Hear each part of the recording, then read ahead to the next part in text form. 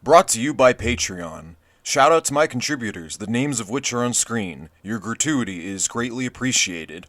If you enjoy my content, consider donating for as little as $2 per month. Every penny helps. Anyways, onto the video. Hello everyone. Recently, I happened across a new YouTuber in my recommendation feed by the name of Patience Xina, and I found some of her contents rather interesting to say the least, so I decided to check out some of her videos. And in one of her videos, titled Why So Many People Are Leaving the Left, a number of things stood out to me that I wanted to address here. And so the reason why this video is as long as it is because I wanted to take extensive time addressing some of the fallacious reasoning at play, and talking about a lot of the ignorance and confusion with respect to so-called identity politics.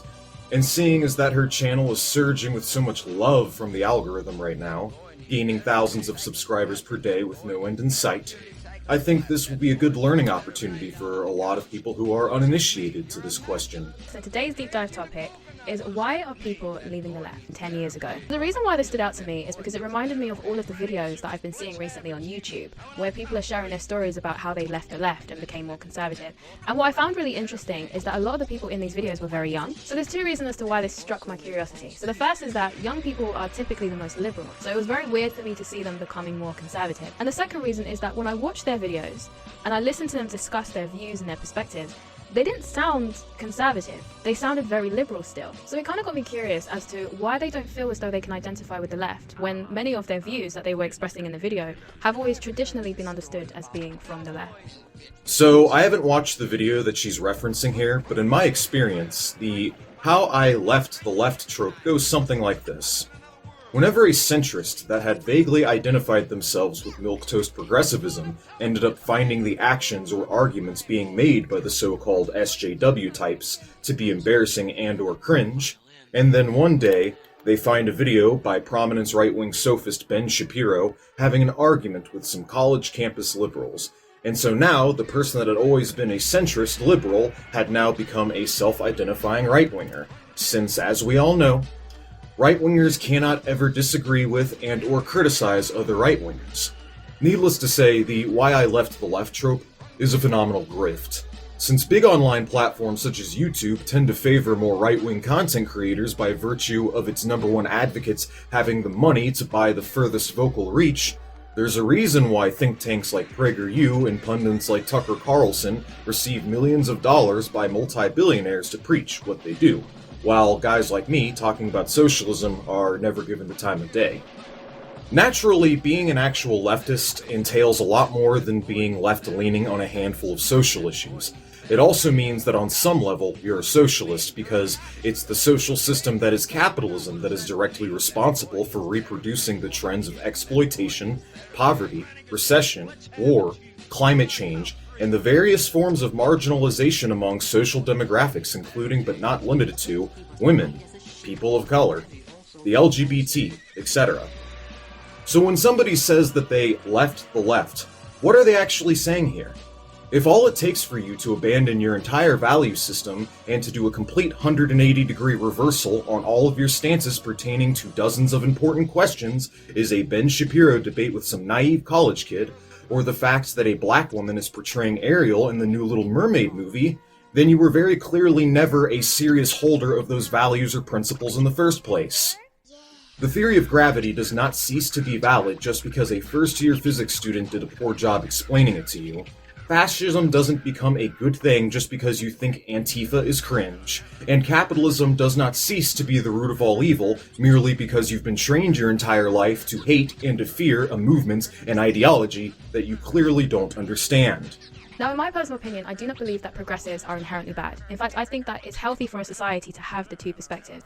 You heard it here first, folks. We need the anti-racists just as much as we need the racists. We need the anti-war activists in the peace movement just as much as we need the bloodthirsty warmongers like Henry Kissinger. Clearly, both sides have validity and are just as equal and worth taking seriously as one another, right? The political discussions at hand go well beyond mere disagreements or differences in opinion. These are questions that have real-world consequences and directly impact people's lives. So in regards to many of these topics, the differences between the left and the right are outright irreconcilable. For example, the left holds that healthcare is a human right. The right does not. One of these positions is the correct one, while the other is not, and yet despite medical bankruptcies, despite tens of thousands of preventable deaths per year due to lack of access to healthcare, on top of the fact that the private system is substantially more expensive and yields worse outcomes on average, the right wing wants to keep it privatized despite all the evidence to the contrary.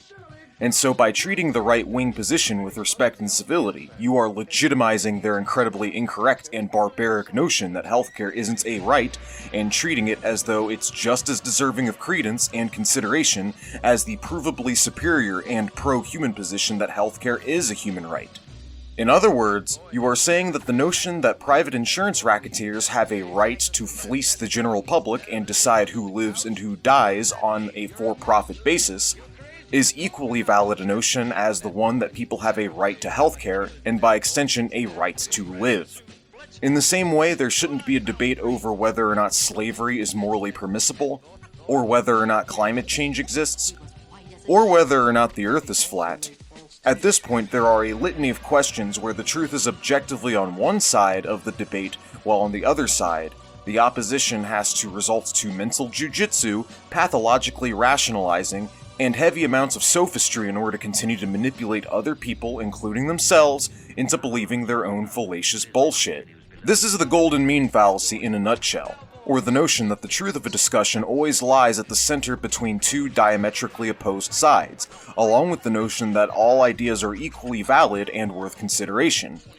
Unfortunately, within the free marketplace of ideas, bad faith actors who don't care about the truth and are just out to sell snake oil to people are rampant and commonplace.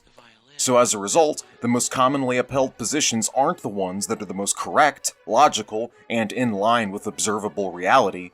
The most commonly upheld positions end up being the ones that the wealthy and powerful are able to easily indoctrinate people with at an early age by virtue of owning and controlling all of the media platforms and having the money to drown out their opposition, purchasing the broadest reach across the airwaves. Maybe I'm young and naive, or maybe just idealistic, but contrary to what a lot of people on the far right say, or what a lot of people on the far left say, I do actually believe the left and the right can coexist. Many of us have heard about this culture war that's happening at the moment between the left and the right. Now, many portray it as though it's a fight between the left and the right, but from my observations, I honestly think it's more so about extremism than it is about the left and the right. With respect to the culture war, it was never about left versus right. For everybody involved, it is about pushing a narrative, having their feelings validated, playing for the right team, winning the argument, and demonizing their favorite scapegoat. On one hand, you have the blue-check Democratic partisan types that believe that having more minorities in the institutions of power that are oppressing us is the solution to the social ills and woes caused by the institutions of power that are oppressing us. We need more trans murders of brown children.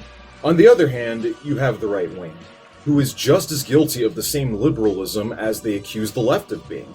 Or at least their imagined strawman of the left is, anyways. From virtue signaling, i.e., facts don't care about your feelings, to their obsession with identity politics and the culture war, i.e., the facts that they have a collective meltdown whenever a trans woman accomplishes anything of note within a given sporting endeavor, to the easily triggered snowflake psychology that leads them to engaging in the exact same cancel culture that they accuse the left of. Elon Musk, I'm looking directly at you. His new Twitter policy right here is quintessentially right-wing cancel culture at its finest. Freedom of speech does not mean freedom of reach. These tweets that I don't like are still out there, but they aren't going to propagate or catch on in the algorithm so that people can't see them. So whenever you hear a right-winger accuse the left of being authoritarian, snowflakes, virtue signaling, easily triggered, etc., what you are actually hearing is an admission of guilt on their part. People are turning conservative. Now, as I said before, I don't believe that the progressives are inherently bad. In fact, I do think that we have them to thank for many of the equalities that we've achieved in today's modern society. However, progressives do have one big key flaw, and I'm going to illustrate to you this flaw with a crappy drawing so that you can kind of get a visual idea of what I'm trying to convey. The progressives' biggest flaw is that they view progress as being linear. To the progressive, progress looks like this. It's an upward straight line. So naturally, when you view progress as a straight linear line, you believe that every step you take is headed in the right direction. Louise Perry said something on Chris Williamson's podcast that struck me. She said that progress is actually more like this. It's a hill, which means that there is a final peak of progress, and if you keep on going, you will start to regress rather than progress. You claim that the left has gone too far. But as I shall demonstrate momentarily, the reality of the situation is that the left actually hasn't gone far enough, and that there's a lot of necessary work that still must be done if we are to achieve true liberation and equality for all. So where we started, we had very, very traditional conservative values. We believed that all men should be masculine, all girls should be feminine. We believed that everyone should be heterosexual, and if you weren't, we'd give you conversion therapy so that you could unlearn your homosexuality. But with the work of the progressives, society moved to here, where we believed that not all men had to be masculine. In fact, it was okay for some men to be more feminine and to wear makeup. And not all women had to be feminine. In fact, it was okay for some of them to be more masculine and like trucks and sports. We stopped giving gay conversion therapy, and we allowed same-sex attracted people to be together, as well as get married and adopt. Many would say that this would have been the peak of progress. But because progressives view progress as an upward linear line, they can't be satisfied, and they wanted to keep moving forward. And that's exactly what they did. And in the process, they started to take us back down the hill that they helped us to climb, and we began to regress rather than progress. Now the progressives say, if you're a boy who likes pink, glitter, and makeup, then you must really be a girl. And if you're a girl who hates dresses and skirts but likes sports and trucks, then you must really be a boy. Because God forbid you don't adhere to the gender stereotypes that we once upheld when we were down here. What Miss Xina is mistakenly doing here is equivocating leftism with ABC liberalism, and otherwise unknowingly misrepresenting the actual leftist positions. For one, literally nobody says that if you like traditionally feminine things as a boy, that you must be a girl, or vice versa. What LGBT advocates are actually saying is that if a person who was assigned the gender boy at birth identifies as a girl or non-binary, that their gender identification is valid. Right-wing opposition to transgenderism hinges solely on an equivocation fallacy between sex and gender, by which these two things that are different things are assumed to be one and the same. Make no mistake, however, sex is biological. Think X and Y chromosomes. And gender is a social construct that used to serve an important social function back before contraception and the Industrial Revolution, but now those gender roles in today's age have lost their material basis and are now purely an aesthetic aspect of a person's identity. And the movement for queer liberation is far from over. Yes, gay marriage has been recognized under law, and yes, the LGBT community is more socially accepted than it has been in the past. However, this does not mean that all of their problems have been magically resolved, nor does that mean they aren't facing any more existing discrimination or oppression. Key findings. LGBT people over the age of 16 are nearly 4 times more likely to experience violent criminalization compared to non-LGBT people. LBT women are 5 times more likely than non-LBT women to experience violent victimization. The risk of violence for GBT men is more than twice that of non-GBT men. About half of all victimizations are not reported to police. According to a fact sheet from UNFE, homophobic and transphobic violence has been reported in all regions across the world, with acts ranging from psychological bullying to physical assaults to torture, kidnapping, rapes, and even targeted killings. In several countries, the authorities have noted a dramatic spike in homophobic and transphobic violence in the immediate aftermath of high-profile legislative advances aimed at better protecting the rights of LGBT people. It is a phenomenon with historical parallels. Past attempts to eradicate racial segregation and discrimination reportedly triggered a similar backlash directed at members of racial minorities. It is the responsibility of governments not just to address discrimination, but also to explain to the wider public why action is needed. And make no mistake, this violence is in part a direct byproduct of right-wing reaction towards greater acceptance of the LGBT community into our society. And here in the West specifically, the far right has been expressing greater and greater rates of violent fascistic rhetoric towards the LGBT on top of perpetuating targeted violence against them. Between 2019 and 2021, 3 police districts within the United Kingdom reveal a stark increase in anti-LGBT hate crimes, rising from 719 incidents to 1,109 incidents within that 2-year period.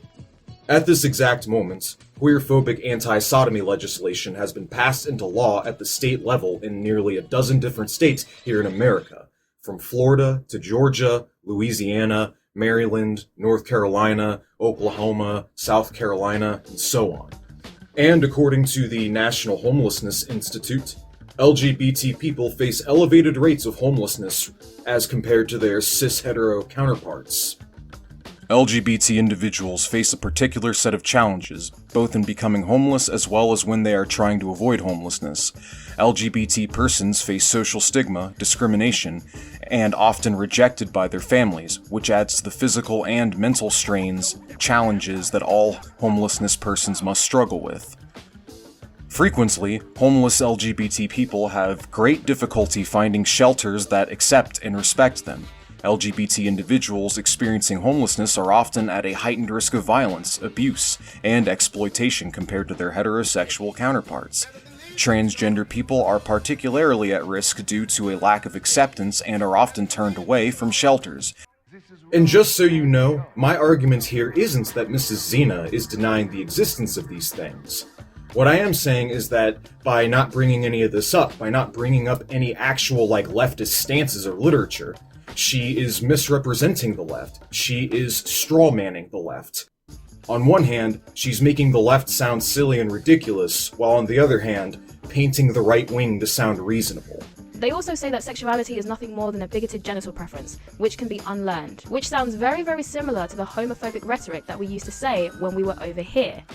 Speaking as somebody who's been involved in a lot of far-left spaces and social circles and real-life activism, speaking as somebody who has met a lot of trans people both online and in person, and has had at least one sexual encounter with a trans girl, this is not a sentiment I've ever heard anybody express. Maybe somebody has, but regardless, I do agree. Having specific dating preferences with respect to what you want out of your partner isn't inherently bigoted in and of itself. Now, what's happening to the LGBT is not unique to just the LGBT. We're also starting to see this in conversations around race. We went from Martin Luther King's dream of people being judged by the content of their character and not by the color of their skin to everything is about race. In fact, I can make a lot of preconceptions about you purely because of your race. I can assume that you're privileged just because you're white, and I can also assume that you're an oppressed victim just because you're black. Your individual background and your individual circumstances don't matter to me. I know everything I need to know about you purely because of the color of your skin. Here in America, if you're white, then in all likelihood you are a direct descendant of settlers. If you are black, you are in all likelihood a descendant of slaves who were marginalized, exploited for cheap and free labor, treated as less than human, and discriminated against via every method of the note. And to this day, even after the abolition of Jim Crow, even after the Civil Rights Movement, even given the fact that people of color have greater representation among our media and politicians, business folk, and so on.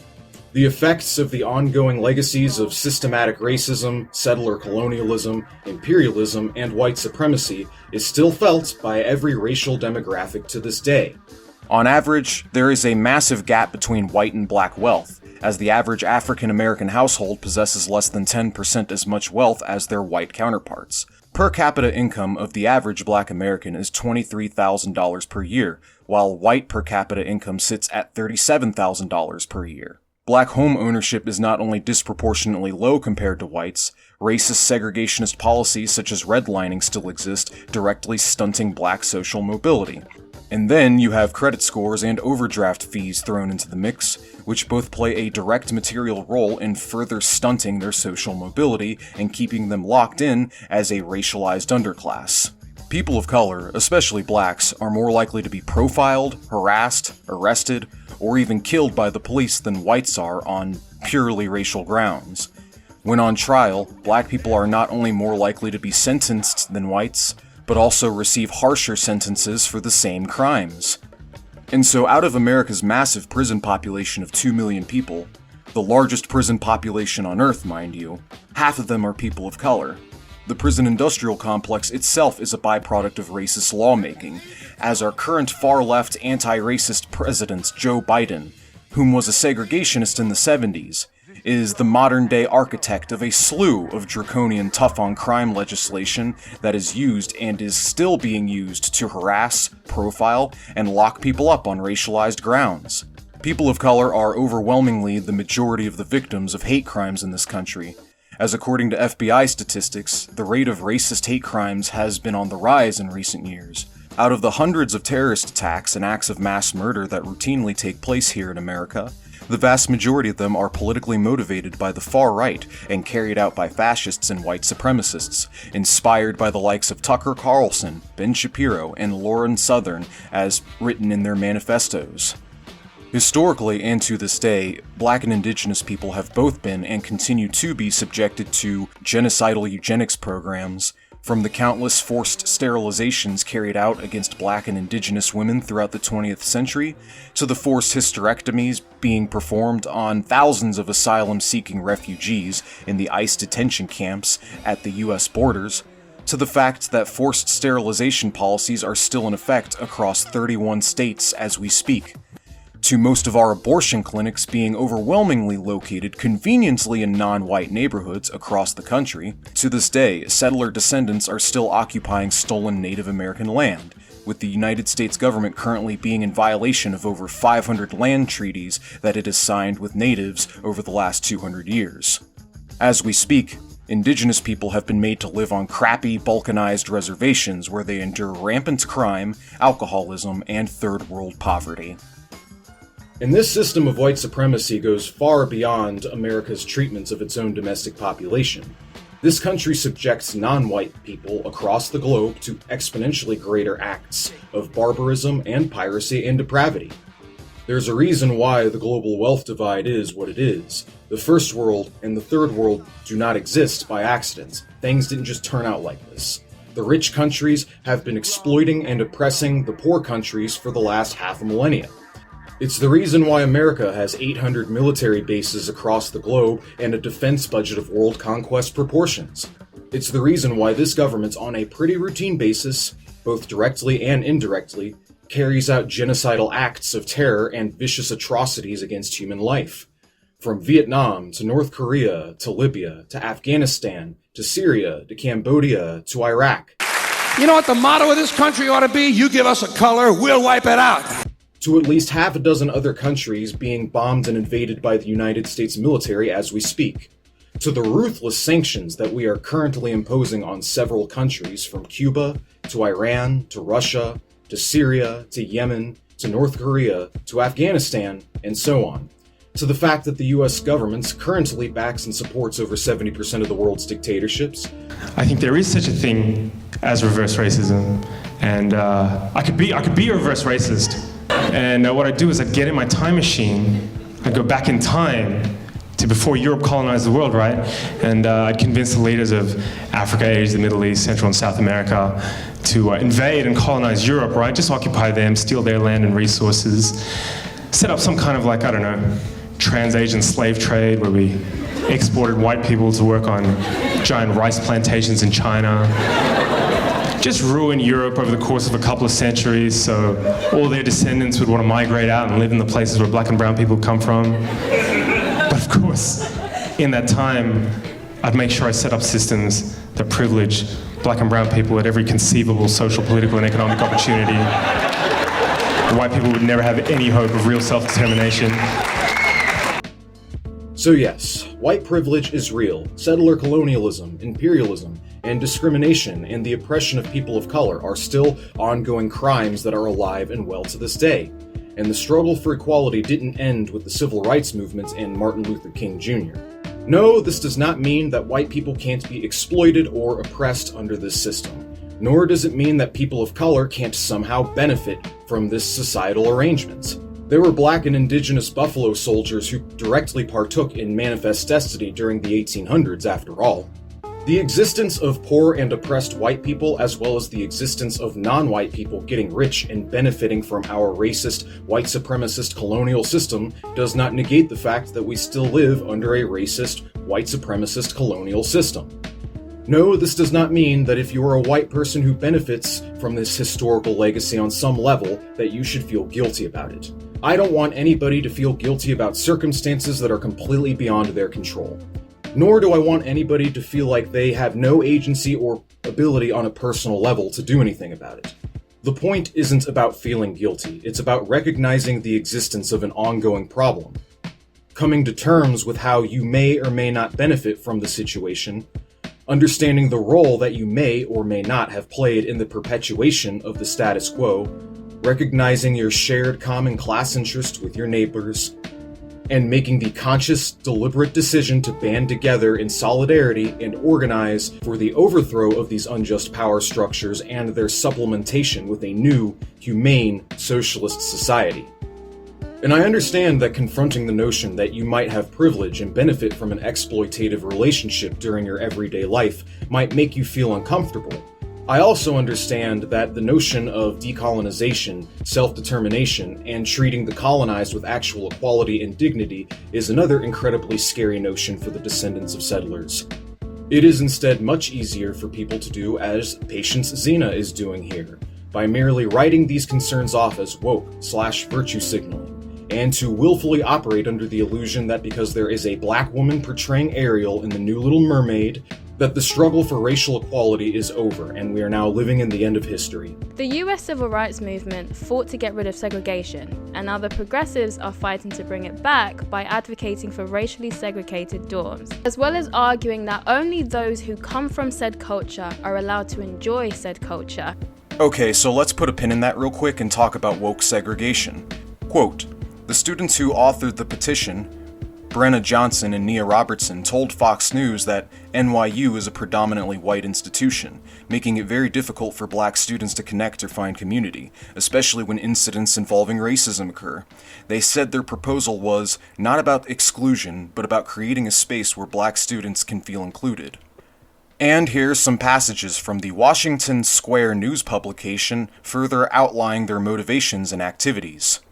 Quote, during their time at NYU, both students came to believe that the university does not adequately provide for its black students.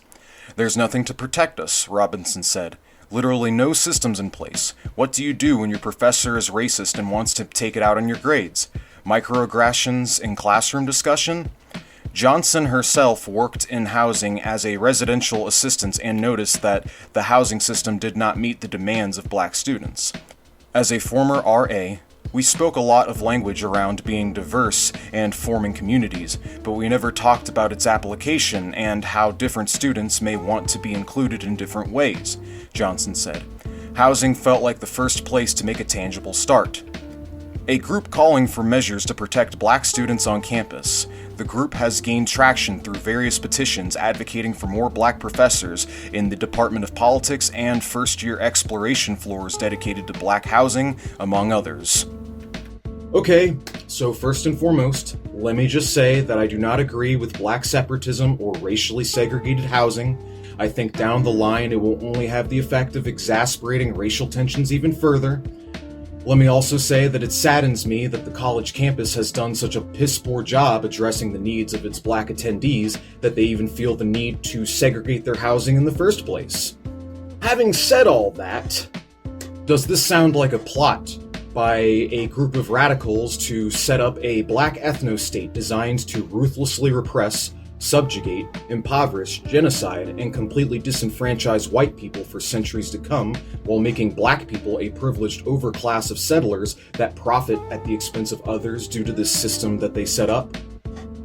Or, given the entire context of systematized racism that I described earlier, is this merely an effort by a historically marginalized racial group who has no legal recourse against racism on campus grounds, who are prone to experience racism on campus grounds, to create a space where for once, they're not the outsider, a space where they can organize, a space where they're not the minority, a space where they don't have to worry about being looked at or treated differently by others, a space where they actually have a support network and an organized group designed to take care of them.